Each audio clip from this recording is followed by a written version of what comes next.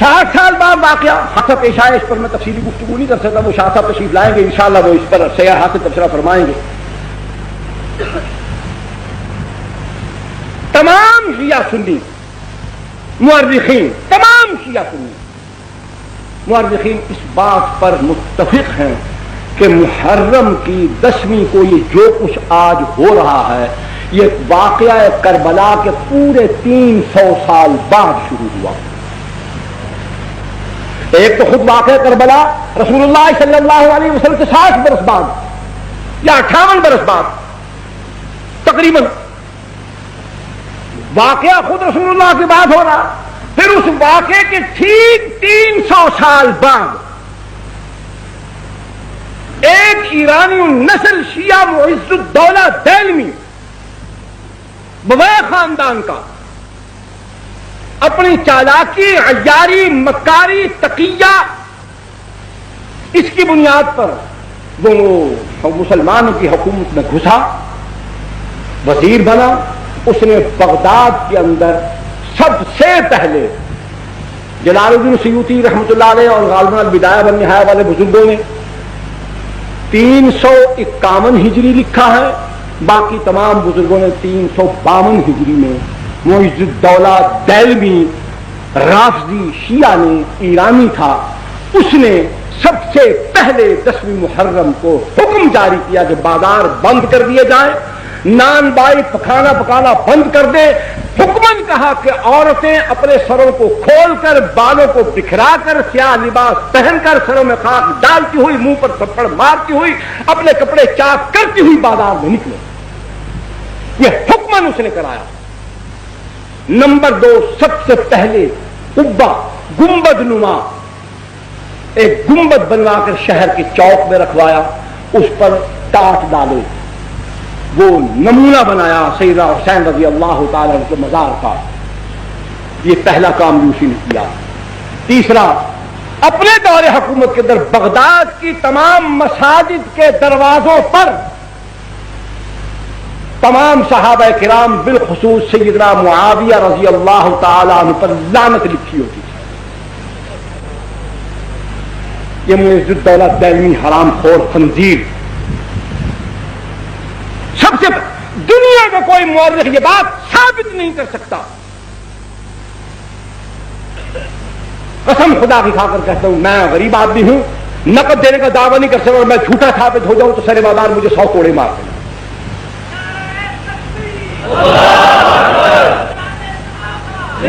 سیدنا حسین رضی اللہ تعالی عنہ کی شہادت کے ٹھیک 300 سال بعد معز الدولہ دہلوی، نام یاد رکھیے، شیعہ تھا، مکاری سے وزیر اعظم بن گیا، بغداد پر قبضہ کر لیا. وہاں اس نے حکمن 10ویں محرم کو یہ کام شروع کروایا. عورتوں کو حکمن باہر بھیجا کہ سر کھولو، بال کھولو، سیاہ لباس پہنو، سینہ کوبی کرو، اپنے منہ پر تھپڑ مارو، سر میں راکھ ڈالو، نوح خالی کرو، واہ ویلا کرو. پھر سمجھ لو کہ یہ کیا آسان طریقہ تھا کہ جب عورتیں نوجوان ہوں، خوبصورت ہوں، سیاہ لباس ہو، بال کھلے ہوں، وہ واہ ویلا کرتی ہوں تو تماشا ہوگا کہ نہیں ہوگا؟ دیکھنے والا کون کون شیطان کہاں کہاں سے اٹھ کر نہیں آئے گا. اور یہاں تو وہ کیا ہے آگے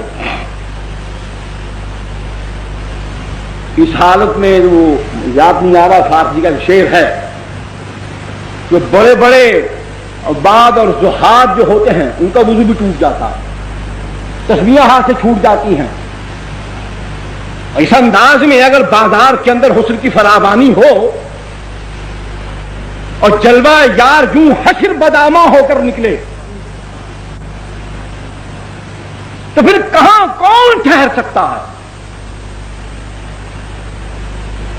بغداد کی سرزمین، بادشاہ کا حکم، اقتدار کا حکم، پھر کون نکلا ہوگا اور کس کس کو نکالا گیا ہوگا؟ کیسی کیسی ڈھونڈ ڈھونڈ کر نکالی ہوں گی، کیسے کیسے جلوے مہیا کیے گئے ہوں گے، کیسی کیسی افسرائیں نرتقیں دکھاتی ہوئی وہاں جلوہ افروز ہوئی ہوں گی.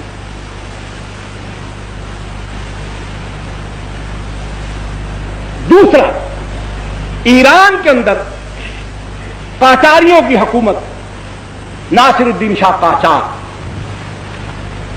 اس نے اپنے دور حکومت کے اندر باوجود اس کے سنیے، باوجود اس کے کہ وہ قاجاری رافضی تھے، شیعہ تھے، نسل در نسل سارے قاجار شیعہ حکمران آئے، صفوی خاندان، انہوں نے بڑے ظلم کیے ایران کے اندر۔ حالانکہ یہ مسلمانوں کی مفتوحہ سرزمین ہے، سیدنا عمر بن الخطاب رضی اللہ تعالیٰ عنہ کے زمانے سے لے کر حضرت معاویہ بن ابی سفیان سب کہیے رضی اللہ تعالیٰ عنہ تک یہ ایران کی سرزمین بار بار سر اٹھاتی رہی، اور اس کو اللہ کے پاک پیغمبر کے تربیت یافتہ دنیا کے سب سے اعلیٰ اور مہذب انسانوں نے اس کو جس طریقے سے اس کو رام کرنا چاہیے تھا، تہذیب سکھانی چاہیے تھی، اس کو سمجھایا، سکھایا، لتاڑا پتاڑا چٹھاڑا پتا کیا، دین سمجھایا، لیکن پھر وہاں رافضیت کیوں پھیل گئی؟ بالکل انہوں نے وہی عمل کیا جو عمل آج، میری طرف توجہ فرمائی، جو عمل آج پاکستان میں جاری ہے۔ انہوں نے وہاں سنی مسلمان عوام کو کچھ نہیں کہا، صفوی خاندان کے بادشاہوں نے 20,000 سے زائد علماء کو قتل کر دیا، صرف علماء کو قتل کیا۔ تو علماء کے قتل ہو جانے کے بعد نہ دین بتانے والا کوئی ہوگا، نہ سمجھانے والا کوئی ہوگا، تو پھر جو ہم کہیں گے وہ خود بخود لوگ قبول کرتے چلے جائیں۔ بیداری تو علماء پیدا کرتے ہیں، علم ان کے پاس ہوتا ہے، سمجھاتے وہ ہیں، پڑھاتے وہ ہیں، عقائد کی اصلاح ہو، اعمال کی اصلاح ہو، اخلاق کی اصلاح ہو، سیاسیات کا معاملہ ہو، اجتماعیات کا معاملہ ہو، جب بتانے والوں کو، سمجھانے والوں کو، سکھانے والوں کو، رہبری کرنے والوں کو، قیادت کرنے والوں کو، سیادت کرنے والوں کو، ان سب کو مٹا دیا گیا، جس طریقے سے پاکستان کے اندر احسان اللہ فاروقی کو شہید کر دیا گیا، علامہ احسان اللہ ظہیر کو شہید کر دیا گیا، فیض عالم صدیقی کو بھی قتل کر دیا گیا، مولانا سید منظور الحسن شاہ صاحب ہمدانی رحمۃ اللہ علیہ، خیر بٹانی والے، ان کو شہید کر دیا گیا، مولانا حق نواز شہید رحمۃ اللہ علیہ کو شہید کر دیا گیا، اظہار القاسمی کو شہید کر دیا گیا، عبدالصمد آزاد لئیے والے کو شہید کر دیا گیا، مولوی محمد یوسف فیصل آبادی کو شہید کر دیا گیا۔ کتنے علماء شہید ہو چکے ہیں؟ سنی مسلمان نوجوان کام کرنے والے کارکن کے علاوہ 100 سے زائد وہ ہیں، خفیہ طریقے سے جن کو مارا گیا ہے وہ الگ ہے۔ جب اسی طریقے سے اہل سنت والجماعت کا طرز عمل یہی ہوگا جو آج ہمارا ہے، تو بالکل وہی صفوی خاندان والا عمل پاکستان میں شروع ہو چکا ہے۔ یہ بھی اس بات کی نشاندہی کرتا ہے کہ سنی سن ہو چکا ہے، اس کے اندر غیرت دینی مر چکی ہے، اس پر پھٹکار پڑ گئی ہے کہ صحابہ کے پر لعنت بھیجنے والے مردود ملعون لوگوں کے ساتھ تعلقات کی وجہ سے خدا نے اس کا ایمان سلب کر دیا، اس سے غیرت دینی چھین لی ہے۔ قاجاری خاندان، صفوی خاندان نے ایران کے اندر اسی طرز عمل کے ساتھ رافضیت کو پھیلایا، حکمن وہاں جلوس نکلوائے، پھر اس کے بعد ہندوستان کی سرزمین پر زور و شور کیوں پیدا ہوا؟ کیا ہے؟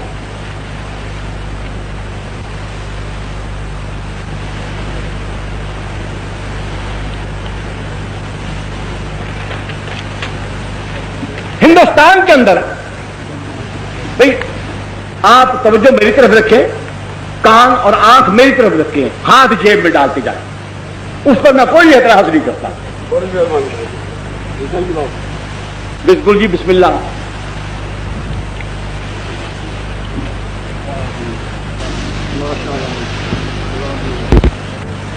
توجہ میری طرف رکھیں، یہ بیٹے ہندوستان میں اورنگزیب عالمگیر رحمت اللہ علیہ کے بعد لکھنؤ کے علاقے میں، اودھ کے علاقے میں، یہاں ایک گورنر تھا، نمائندہ تھا مغلیہ سلطنت کا۔ مغلیہ سلطنت کے اندر جب زوال آیا، کمزوری آئی، طوائف الملوکی پھیلی، ہر علاقے میں جہاں جہاں کوئی گورنر تھا وہ اپنے طور پر بادشاہ بن بیٹھا، القابات اپنے بنا لیے، اپنے علاقے کو، صوبے کو اس نے خود ایک سلطنت بنا لیا۔ یہ دور تھا، حکومت کمزور ہو گئی، تو وہاں پر بہمنی خاندان جو تھا انہوں نے لکھنؤ، جونپور اور فیض آباد، ان علاقوں کے اندر انتہائی سختی کے ساتھ، اپنی پوری قوت کے ساتھ، پوری قہرمانی کے ساتھ وہاں پر رافضیت کو فروغ دیا، جو آدمی محرم کے دنوں میں باہر نہیں نکلتا تھا، تعزیے کے جلوس میں شریک نہیں ہوتا تھا، اس کو سزا ملتی تھی۔